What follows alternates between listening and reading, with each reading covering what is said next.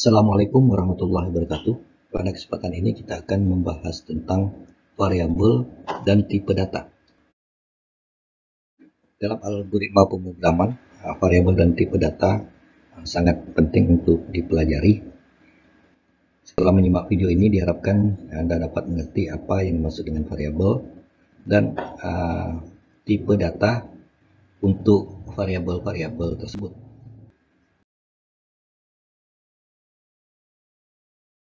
Untuk mengerti maksud variabel di dalam algoritma, kita coba melihat sejenak variabel di dalam matematika. Dalam matematika kita mengenal juga istilah variabel. Misalnya ini adalah 5 contoh persamaan matematika.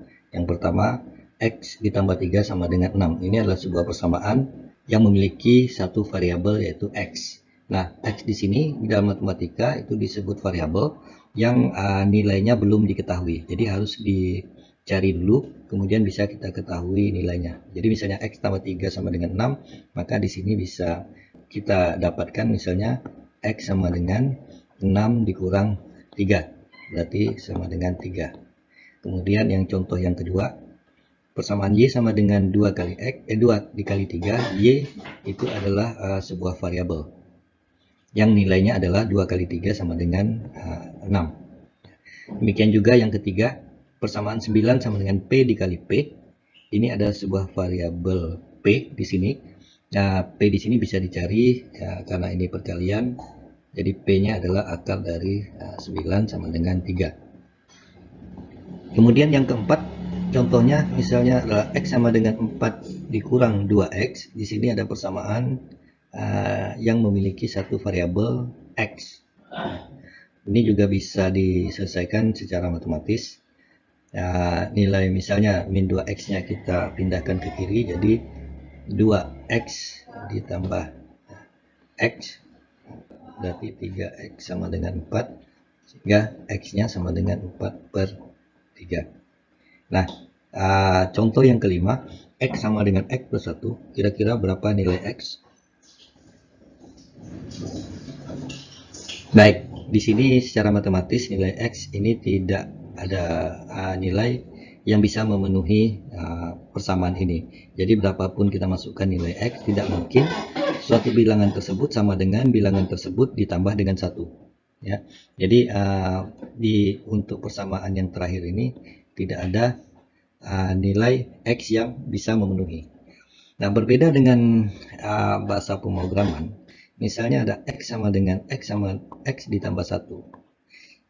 Ini tidak akan terjadi error atau kesalahan karena nilai X di sini itu adalah nilai X sebelumnya.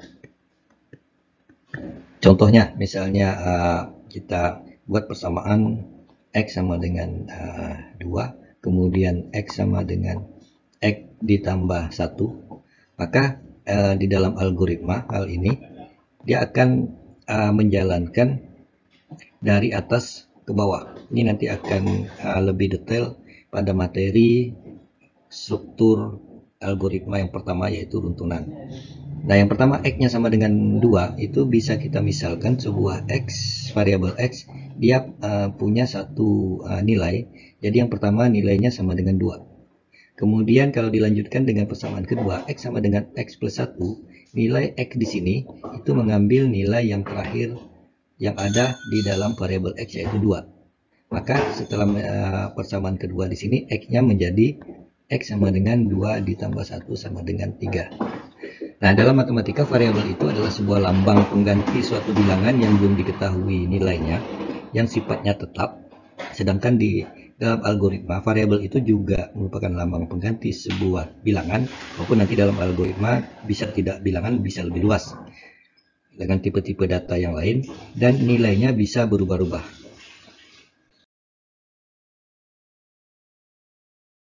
Silakan gunakan browsernya, kemudian kita bisa masuk ke alamat rextester.com. Nah, di sini ada pilihan beberapa bahasa pemrograman. Mulai dari OCaml, kemudian Octave, yang populer misalnya Pascal, PHP, Prolog, Python, dan seterusnya. Ya. Nah, cukup banyak bahasa pemrograman pilihan yang bisa kita gunakan pada situs ini untuk pembelajaran. Nah, sekarang kita coba Python. Jadi kita harus cari dulu, kita pilih Python. Oke. Nah, bahasa Python di sini ini sudah otomatis ada contohnya untuk menuliskan hello world ke layar. Jadi kalau ingin menjalankannya, ini tekan tombol run it atau tombol F8. Nah, sekarang kita coba bagaimana penggunaan variabel di dalam bahasa pemrograman. Nah, misalnya sebuah variabel x itu diisi dengan nilai 3 misalnya. Kemudian kalau ini kita jalankan, kita lihat nih. Ya, yang keluar di layar itu sama, tetap seperti tadi, print hello world. Mengapa? Karena variabel x ini nilainya 3 tapi tidak dikeluarkan di layar. Jadi x itu nilainya hanya berubah di memori tapi tidak ditampilkan di layar. Untuk menampilkannya kita bisa tampilkan di sini print x. Nah, di sini sekarang baru keluar nilai x-nya yaitu 3. Nah, contohnya yang lain, misalnya y sama dengan 4 ditambah 7. Kalau di sini kita buat print x kemudian print y, maka kalau kita jalankan yang keluar adalah nilai 3 dan 11, yaitu nilai 3 dan y. Ya, variabel y ini nilainya adalah 4 ditambah 7. Kita coba lagi, misalnya 7-nya kita ganti dengan x. Yang pertama x-nya sama dengan 3, kemudian y-nya sama dengan 4 ditambah x, di mana x tadi sama dengan 3. Maka y-nya juga akan menjadi 7. Kita coba. Ya, 3 dan 7. Nah, ini contoh penggunaan variabel ya, di dalam algoritma dan pemrograman. Bagaimana dengan syarat-syarat atau aturan-aturan penamaan sebuah variabel? Kita boleh membuat nama suatu variabel dengan bebas, misalnya x, y, p, x1, x2, dan lain sebagainya. Tapi ada syarat-syarat tertentu yang tidak boleh dilanggar. Yang pertama, tidak boleh dimulai dengan angka atau simbol-simbol khusus. Jadi misalnya 1x, 2y, kemudian tanda tanya x, misalnya itu tidak boleh. Tapi kalau x1 boleh karena dimulai dengan huruf bukan dengan angka. Yang kedua, tidak boleh lebih dari 255 karakter. Ini hanya syarat secara umum saja. Secara umum di bahasa pemrograman apapun itu jumlah karakter untuk suatu variabel itu ditentukan. Walaupun tidak semua sama, tapi secara umum itu bisa dikatakan nama karakter itu tidak boleh lebih dari 255 karakter. Kemudian yang ketiga, tidak diperbolehkan nama variabel itu sama dengan statement-statement yang ada pada algoritma atau bahasa program. Misalnya tidak boleh nama variabel itu if, then, begin, dan seterusnya. Yang keempat, tidak boleh menggunakan spasi. Jadi harus menggunakan underscore kalau kita ingin memisahkan antar kata. Jadi misalnya nama sebuah variabel itu korek api, ya. Kalau kita ingin memisahkannya maka pisahkanlah dengan underscore atau garis bawah. Yang kelima, yang terakhir, tidak boleh menggunakan simbol atau karakter khusus selain huruf dan angka. Jadi tidak boleh tanda tanya, tanda seru, tanda string, dan lain-lain. Itu tidak boleh digunakan untuk menamai sebuah variabel.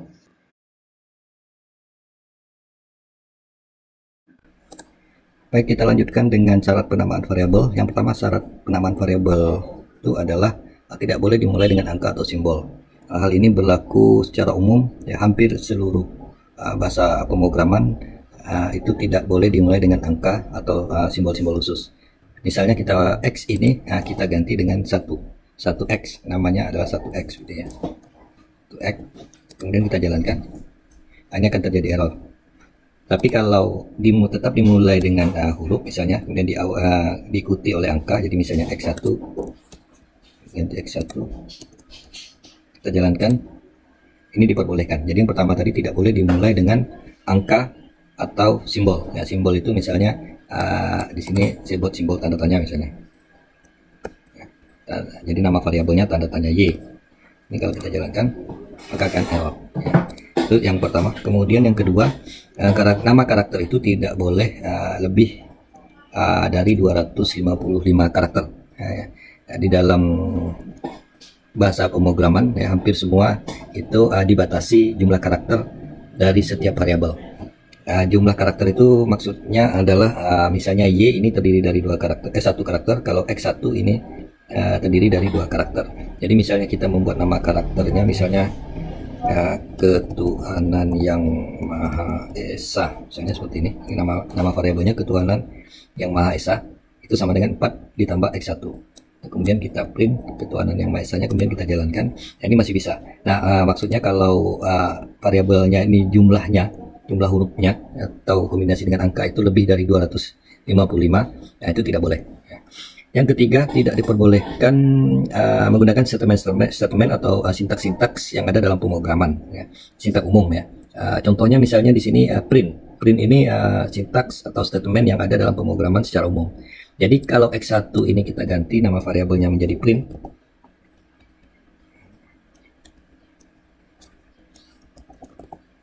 Ini juga kita ganti dengan print. Nah, maka ini akan ada terjadi kesalahan juga. Jadi ini syarat ketiga, tidak boleh menggunakan nama-nama yang sudah digunakan pada sintak atau statement yang ada dalam bahasa pemrograman. Ya. Selain print itu if, then, do, while, dan lain sebagainya. Tapi kalau kita buat misalnya print 1 gini ya, print 1, nah ini bisa saja karena print 1 itu beda dengan hanya print. Jadi ini kalau kita jalankan, nah ini tidak akan menimbulkan error. Kemudian syarat keempat ya, tidak boleh menggunakan spasi.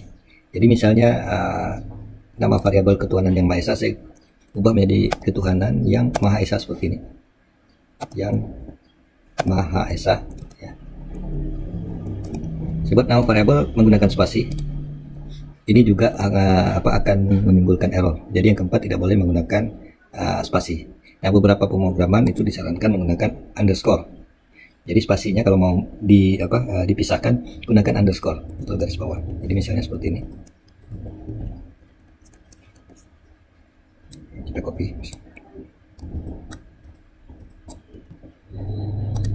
Kita jalankan, ini sudah tidak error lagi. Ya, itu yang keempat, tidak boleh menggunakan spasi. Itu aturan atau syarat penamaan sebuah variabel. Ya, kemudian juga tidak boleh menggunakan simbol karakter selain huruf dan angka. Ya.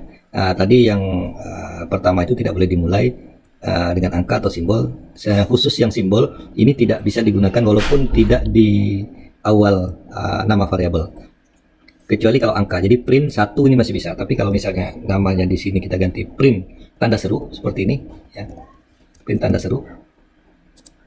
Ini juga akan error ya. Itu adalah 5 syarat penamaan variabel secara umum. Nah, silahkan bisa dicoba-coba sendiri.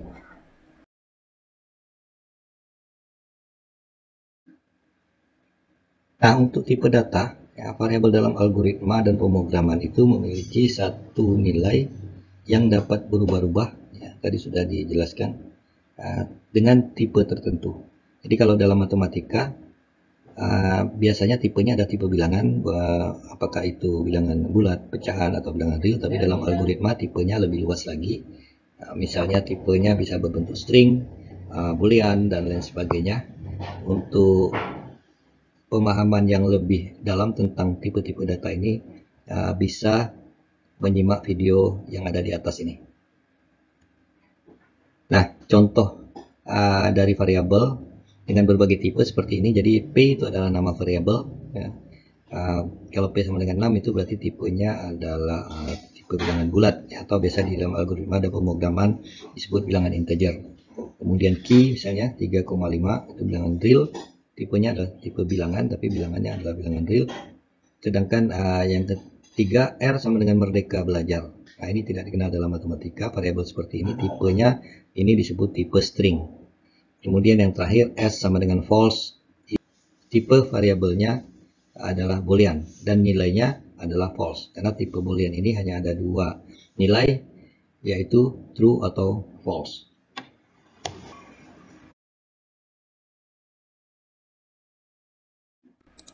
Kita lanjutkan dengan mencoba menggunakan tipe data yang berbeda-beda. Untuk tipe data ini setiap variabel nilainya bisa berubah-ubah, tapi tipe datanya harus tetap. Dalam beberapa bahasa pemrograman tipe data itu harus ditentukan terlebih dahulu. Tapi ada beberapa bahasa pemrograman yang tidak mengharuskan tipe datanya itu dideskripsikan atau ditentukan terlebih dahulu. Jadi misalnya Python ini sudah otomatis, tidak perlu kita memberitahu Python misalnya suatu variabel itu tipe datanya apa. Contoh tipe data, sebut saja misalnya di sini X sama dengan 4, maka kita tahu bahwa tipe datanya adalah tipe data bilangan, ya, bilangan dalam hal ini bilangan bulat atau biasa disebut dengan integer. Nah, kemudian misalnya Y, ya, ini sama dengan, saya tuliskan seperti ini.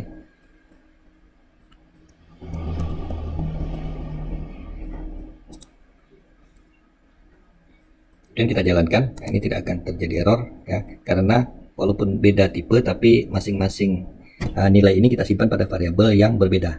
Jadi X sama dengan 4, berarti X itu adalah variabel dengan nama X, ya, nilainya 4. Sedangkan tipe datanya adalah tipe data bilangan bulat di sini. Kemudian Y itu juga sebuah variabel. Tipenya adalah tipe string. Nanti dalam materi selanjutnya akan dibahas lebih lanjut tentang tipe-tipe data, bermacam-macam tipe data dan operasinya. Nah, jadi kita contohkan misalnya di sini kita tuliskan X misalnya AAA seperti ini. Kita coba jalankan. Ya. Nah, sekarang X-nya sudah berganti dengan tipe string, ya. Sebagai contoh yang sederhana, misalnya seperti ini, X misalnya 4, Y 4, kemudian saya buat di sini Z sama dengan X ditambah Y. Kalau kita tuliskan nilai Z nya, maka hasilnya adalah 8, hasilnya adalah 8. Sekarang kalau tipe X nya kita ganti dengan tipe string, ya, misalnya seperti ini, tipe string, maka kalau X ditambah Y untuk tipe string itu nilainya adalah 44. Jadi bukan 8. Karena 4 di sini walaupun dia merupakan angka tapi tipenya merupakan tipe string. String itu adalah tipe gabungan dari angka dan huruf. Nah, jadi kalau untuk string kalau ditambah itu merupakan penyambungan. Jadi misalnya di sini X, saya tuliskan di sini X itu Indonesia misalnya. Kemudian Y-nya raya. Maka X ditambah Y sama dengan Z, kemudian kita tuliskan Z-nya, itu hasilnya adalah Indonesia Raya yang bersambung seperti ini. Kalau ingin kita pisahkan, maka X-nya harus kita tambahkan Indonesia spasi, ya.